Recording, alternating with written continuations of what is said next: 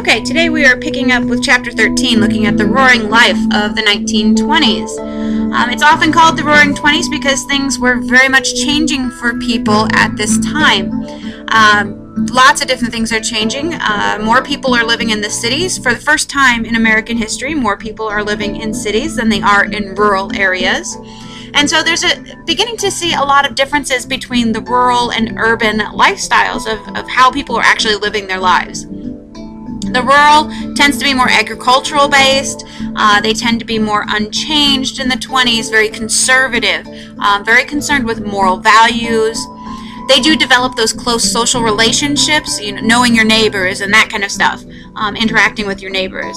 The social standards in the rural areas were set by the local wealthy families. Those who had money, they set the social standards of what you should wear and go to church and all that kind of stuff.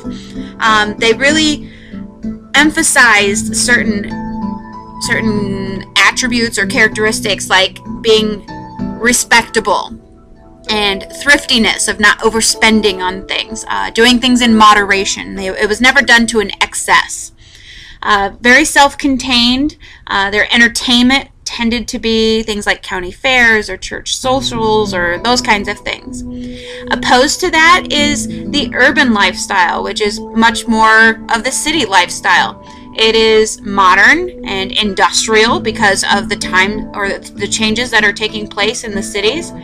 You often see a mixed heritage of people because of the influx of immigrants coming in. There's much more of a sense of competition and change in the city than there is in the rural areas. And so consequently there's somewhat of a more worldly behavior. Drinking was more acceptable. Gambling, casual dating for women was much more acceptable in the city than it was in the rural setting. But with that, you also get this feeling that it's much more impersonal. People tended to not know who their neighbors were. It was much more fast-paced. There's more of this sense of urgency. People were judged by their accomplishment and what status they had at work or how much money they made. Entertainment in the urban area was more like movies and theater and going to vaudeville houses and those kinds of things. The largest cities in America at this time included New York City and Chicago and Philadelphia, and all three of those are going to see major growth during this time period of the 1920s. We do see some changes in the cities themselves. A lot of immigration's taking place, and a lot of immigrants are coming to these major cities. And so like in New York and Philadelphia and Chicago, you're going to find these little immigrant pockets of Poles and Irish and Russians and Italians, French and Chinese, all kinds of stuff. But there's also physical changes taking place in the cities as well. Skyscrapers were being built, cars were being more utilized in the cities than they are in the rural areas. Buses and trolleys also making their stamp on the city landscape as well. There's also changes in art and museums becoming available, plays and musicals, sporting events, nightclubs, movie theaters. All of these will be introduced to the cities and blossom in the cities. And because of all these changes and because of the massive amounts of people who are living in the cities, a lot of scientific and social ideas are going to crop up there, and they spread more easily in the cities than they do in the rural setting. So we're going to look at some of those things. One of the major things that comes up in the 1920s is Prohibition. And Prohibition comes about with the 18th Amendment. It's one of the last of the progressive reforms.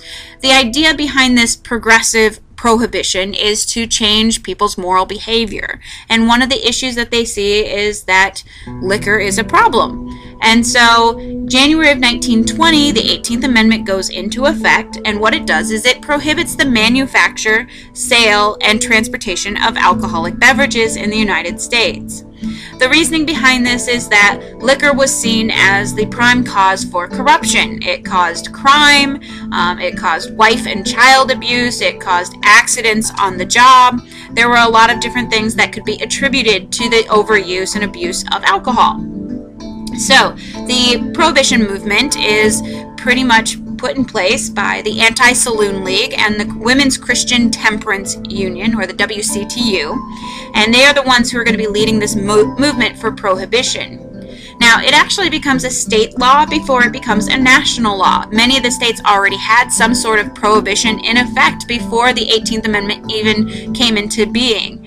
And so that's why it gets passed so easily, because most states already had this in place. It is very much supported by the rural South and by the Western states. These were areas with large populations of Protestants who oppose alcoholic consumption or large amounts of alcoholic consumption. Now, a problem with the 18th Amendment is that it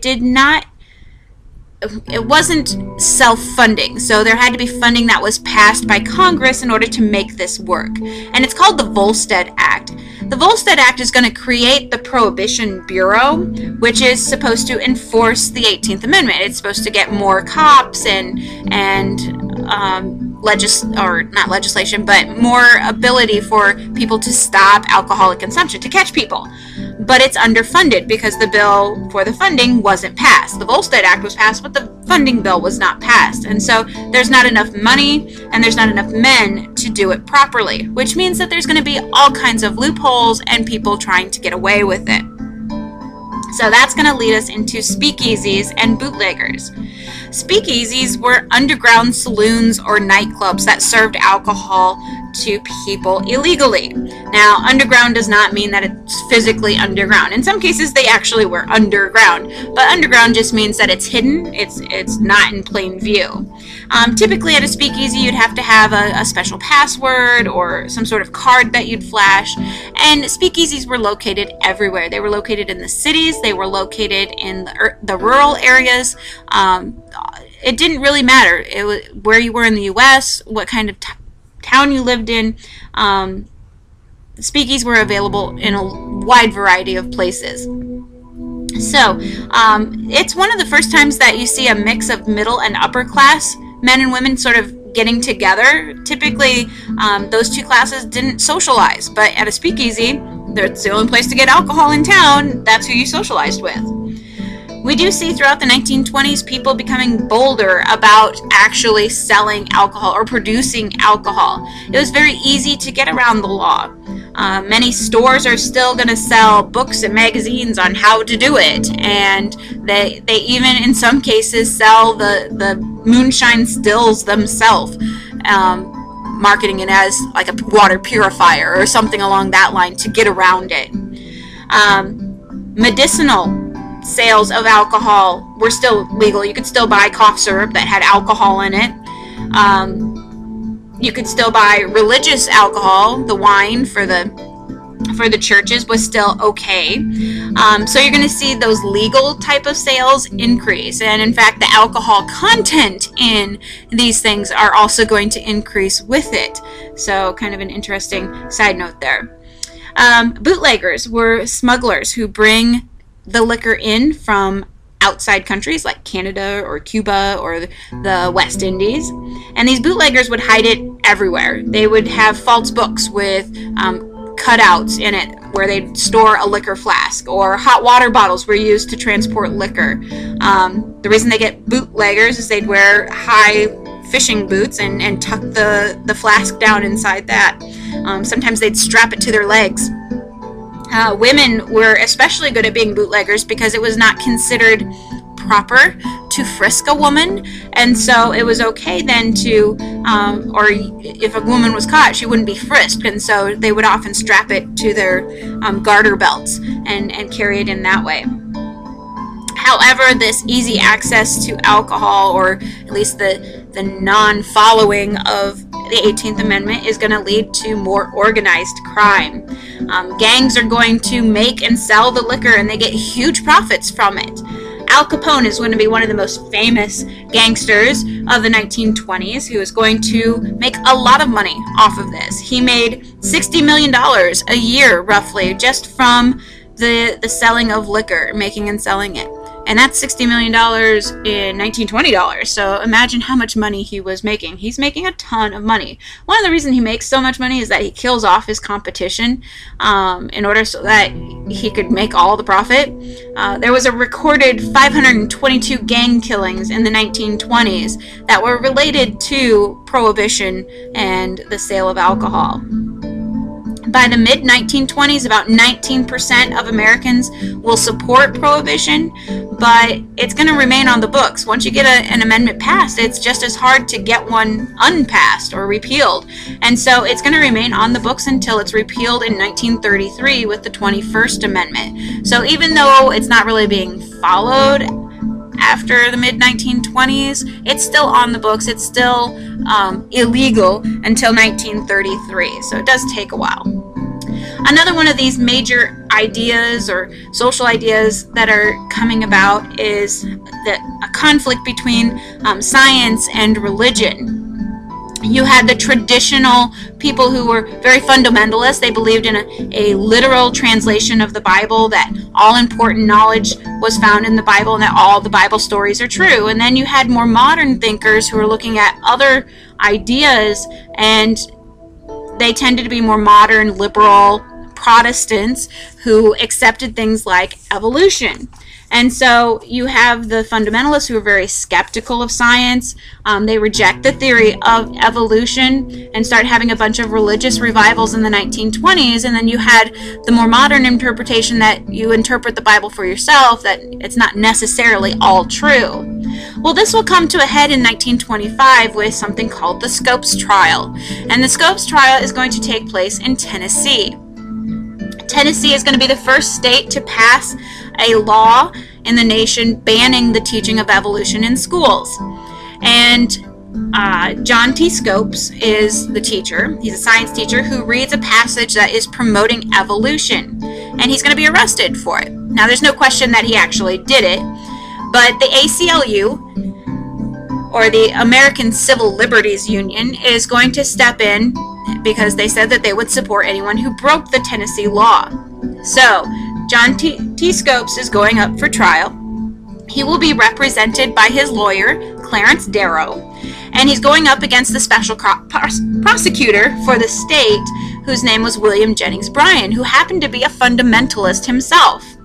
Now, like I said, there's no doubt that Scopes was guilty. He did the crime. But the real issue here was the role of science and religion in public schools. And so that's why this case is going to receive national attention. Now, the turning point of the trial is going to come when Clarence Darrow is going to ask the opposition, the opposing lawyer, to be put on the stand as an expert on the Bible, because he is a fundamentalist, and so he wanted to question him about his beliefs. And so he did question him about his beliefs of, how was the earth created? How do you explain ancient civilizations when they're not mentioned in the Bible, and all this kind of stuff. And then eventually he gets to a question, was the world created in 6 days? And Bryan's reply was that, well, it's not 6 days of 24 hours as we know it. And so he kind of openly admits that, you can interpret the Bible. It's not black and white fact. He opens that debate up. So the importance is that he admitted that the Bible could be interpreted in different ways, which could potentially, to some people, include the theory of evolution. So the verdict is that Scopes is found guilty. He's fined $100 for breaking the law, and that will later be changed because of a technicality. The law remains on the books until it's further challenged later on, but it does gain a lot of national attention about the role of science and religion in public schools.